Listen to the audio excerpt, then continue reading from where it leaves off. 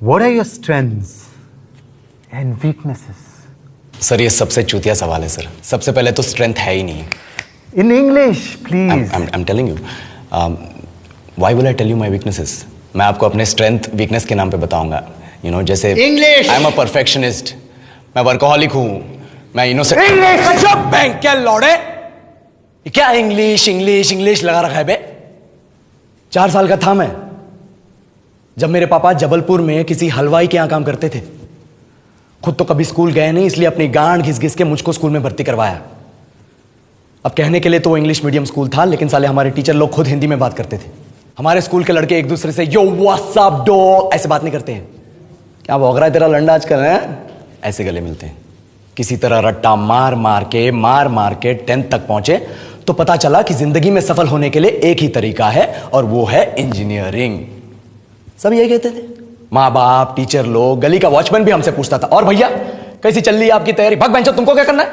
इसलिए हमारे स्कूल के बच्चे हम सब पहुंच गए बकरों की तरह, मैं IIT, मैं NIT। अरे जिस बच्चे ने अपने बाप को जलेबी तलते देखा है वो तो यही सोचेगा ना कि जिंदगी में पैसा ही सब कुछ है। I did not choose this engineering life, sir, and neither did this engineering life choose me.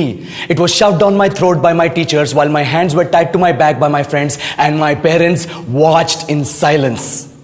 और इंग्लिश सुनेगा तो मादरचोद तो सुन।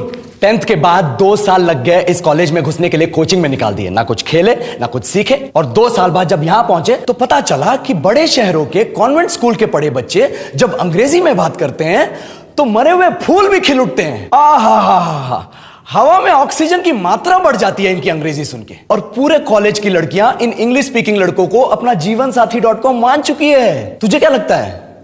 मुझे कभी लगा नहीं कि मैं अपनी अंग्रेजी पे काम करूं, अपनी पर्सनालिटी पे काम करूं। बहुत लगा। ये चूतिया इंडस वैली सिविलाइजेशन का जो एजुकेशन सिस्टम बिठा के रखे हो, जिसमें हर साल में 10 सब्जेक्ट, हर सब्जेक्ट में theory, practical, viva, lab work, external, internal, majors, minors, assignment, project, thesis, गांड मार के रख लिया हमारी। महीनों तक नहाना भूल जाते हम लोग, और फिर हमारा परसेप्शन बना देते हो कि हम ऐसे ही रहना चाहते हैं। अब इस साल में एक बार कल्चरल फेस्टिवल आता है, एक बार, उसके लिए भी प्रोफेसर से भीख मांगनी पड़ती है। अरे बिना इंग्लिश बोले, बिना लड़कियों से बात किए कौन गांडू रहना चाहता है वैसे?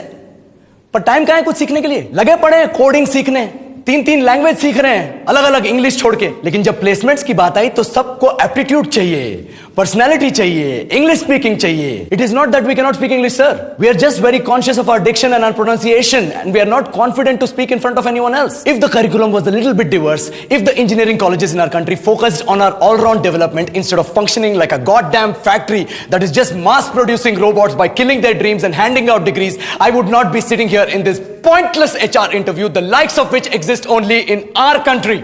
ये लो सर, बोल दिया मैंने 4 और लाइन अंग्रेजी में। अब बताइए, क्या मैं आपके मल्टीनेशनल कंपनी के लायक हूं? Do I have the potential to be a slave of your esteemed organization?